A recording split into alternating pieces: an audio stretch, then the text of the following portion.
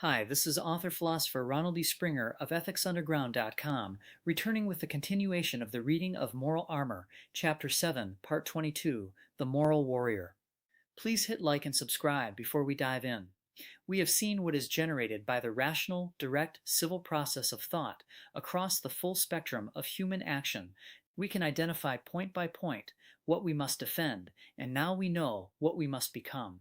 Moral clarity, fundamental confidence, and spiritual autonomy is intended to bring our soul concerns within range, but they rest on another set of dreams, our dream lifestyle of an endearing relationship, a flamboyant career, travel, a dream home, and dream cars is all made possible and brought within reach by the abstract concepts above individual cognition, which are built on individual cognition in sound relationships and sound institutions.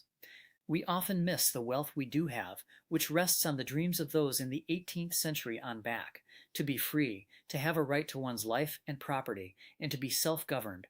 That fight is not over. Peace and civility are not sustained when the public stands down to oppressive forces, but only when rational human rights are respected and fought for. Where sole consideration for the individual entity of man is held as the key element defining any social order, before a moral warrior can come to be, he or she must have a reason to live and a reason to fight for life's preservation. That reason is the lifestyle of a self-made man. He is the reason. The moral warrior's armor is acquired to protect innocence. It is an identity that anticipation-based minds assume. Upon acquiring a resolute grasp of axiomatic principles, his commitment reflects his struggle. After years of torment, he stayed open to abstract growth, trying to understand why he was treated so poorly for living well. He discovered that it was not just a conspiracy against him, but was a hate tract against the best in all men. As an outcast, he spent his time alone, the only means of true inner peace, free of the random, pointless connections of those others, free of their range and of the stress in establishing any contact with it. He doesn't want to hate, but as he advanced further, he watched concern for his person and his struggle vanish. The more valuable he became, the less those on the fringe of his consciousness honored him.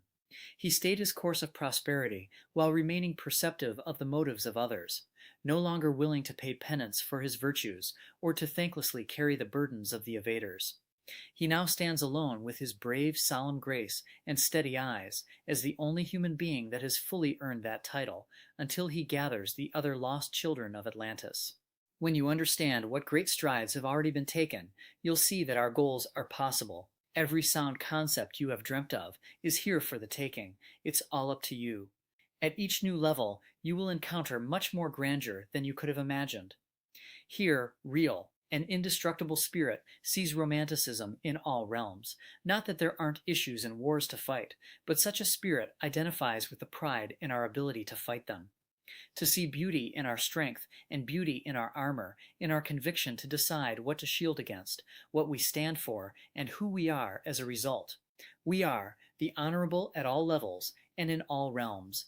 A moral warrior is needed to win a moral war, and this is one. This stance is transitional. There will be a time to put down our weapons and pick up our tools again, but for now and for a long time to come, we have to stay frosty. Locked and loaded with the power of life, we must now learn our enemy. We must come to understand the structure of evil and of all that threatens living harmony. The spirit murderers must be broken or turned. Most likely they will have to be broken before they will turn. It is our prerogative to develop to where we can face our adversaries head-on and see them cower for once, realizing their age-old fraud is no longer working.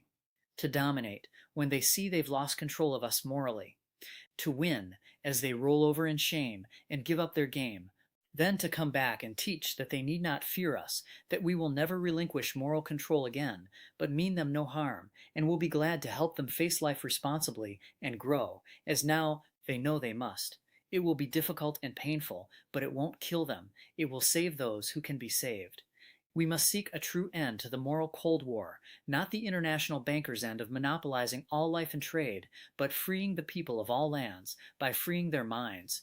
Once axiomatic principles are accepted, it is astonishing how simple it becomes to identify the true motivations behind both sides of any issue.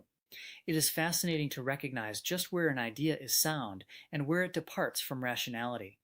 The world can be changed simply by holding those we encounter to a clear, sound, shining moral standard. True peace begins within every man. Quiet the individual, and you quiet the nation. You now have a complete, morally sanctioned format for seeing the world, a tool for honorable productivity that will spread joy and fascination in its exercise. With moral sovereignty, lead by philosophy, and discovered by science, you can now witness and participate in man's graduation to an alien level of intelligence. That's all for now. Next up, we delve into the exploration of evil with Section 3, The Spirit Murderers. I split these videos up by subject so you'd have a better chance of finding moral armor and then perhaps go through the whole thing for free. Why? To help create a leader in every life. Sound civilization stair-steps up from sound coherence to sound individual to productive groups of mature individuals. Self-hatred drives fear-driven people in our world to wipe out the individual, so we all need moral armor to protect ourselves and the future of mankind. Click subscribe and leave a thumbs up if you'd like to help wipe out moral confusion fast and make the world a better place.